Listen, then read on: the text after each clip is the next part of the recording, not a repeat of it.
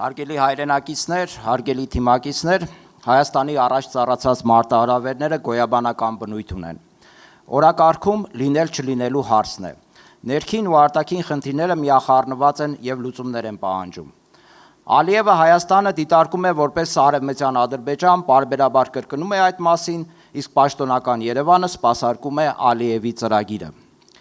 Օրվա իշխանությունների վարած քաղաքականությունը հիմնական մարտահրավերներից մեկն է։ Մեր ժողովրդին խաբում են, թե իբր խաղաղություն են բերել, բայց դա մեծագույն խաբկանք է։ Խաղաղությունը խոսքերով չի լինում, խաղաղությունը միակողմանի ու անվերջ զիջումներով չի լինում, խաղաղությունը մուրալով չի լինում, խաղաղությունը ինքնախաբեությամբ կամ ավելի ճիշտ ժողովրդին խաբելով չի լինում, հարգելի ժողովուրդ։ Մենք պետք է մեր հին եւ նորագույն պատմությունից դասեր քաղենք։ Երբ մեր ստեղծագործական թիմը նկարահանում էր «Կեղծ խաղաղության գինը» ֆիլմը 100 տարի առաջ մեզ հետ տեղի ունեցածի վերաբերյալ ինձ մոտ դեժավյու էր։ Առաջվա պատկերները այսօրվա իրադարձություններն էին հիշեցնում։ Հիմա նույնը տեղի է ունենում մեր օրերում։ Էլի կեղծ պատրանքներ, կեղծ հույսեր, անմիաբանություն եւ կորուստներ։ Բայց կա մի էական տարբերություն։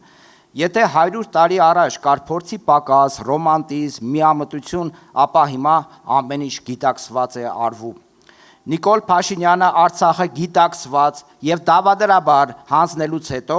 անցել է Հայաստանին։ Եվ այդ ամենը հանուն աթոռի, հանուն շահի, հանուն սեփական կաշվի փրկության։ Հիմա Հայաստանը դրել են աշխարհաքաղաքական հակադրությունների զոհասեղանին։ Մեր երկիրը դարձրել են խոշորների բախման թաթերաբեմ ու հանելաջուրդի։ Հարգելի քաղաքացիներ, մեզ իրական ու երաշխավորված խաղաղություն է պետք,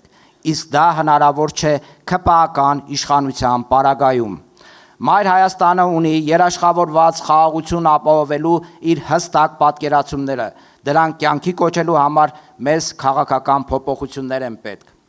Առաջիկա խորհրդարանական ընտրություններն այդ առումով ճակատագրական նշանակություն են ունենալու։ Մենք պետք է համախմբված լինենք, պառակտված հասարակությունը հարմար թիրախ է թշնամիների համար։